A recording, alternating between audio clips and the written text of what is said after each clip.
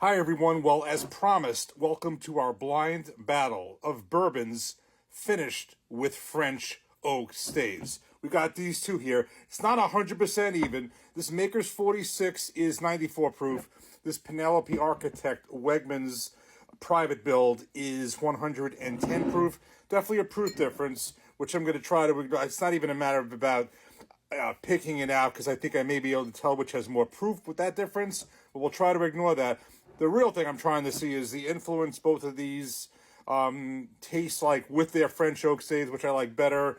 I remember that just the other day when I tasted this, I thought this was a very intense, literally an intense flavor, and actually it is. It has the intense stave.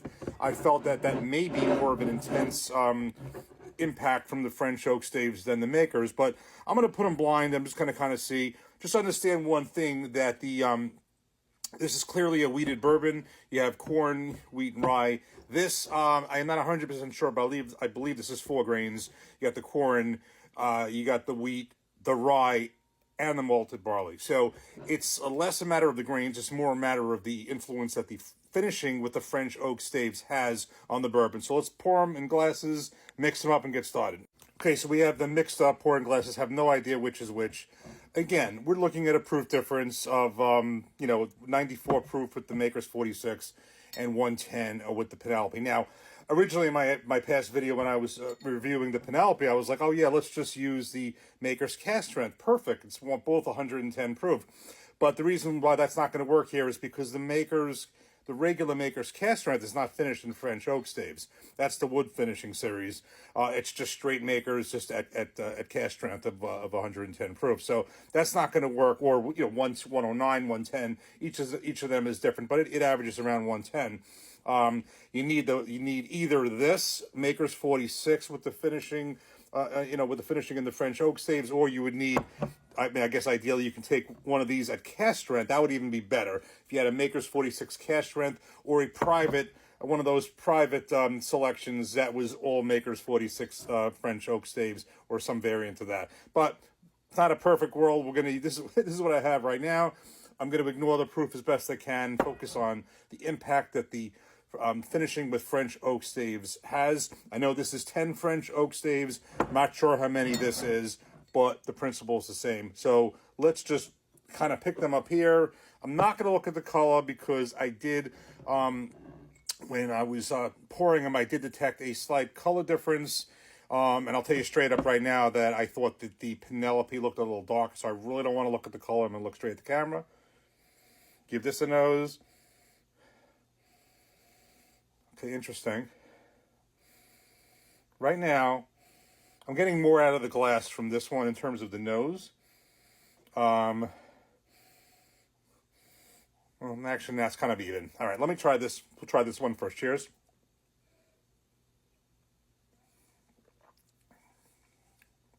Let's try this one. Cheers.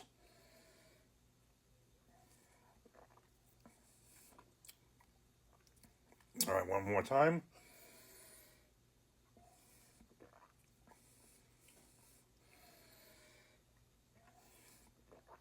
All right, this really is hard to ignore the proof. I mean, this one here I'm almost positive that this is the Penelope. It's not just the proof; it's a little bit more robust. I think, actually, believe it or not, I think the French oak in this.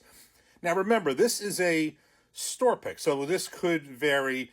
First of all, it might vary in different builds, and also this is a single barrel. But I think that this one has more intense flavor, more intense impact from the French oak staves, and I think it's more proof. I think this is the Penelope right here. Yeah, let me just double check. Penelope. Maker's 46. Okay, again, I don't think this was really fair because, again, there is a proof difference, but I will tell you that even if you subtract that proof difference, and we're not talking 30 points here, it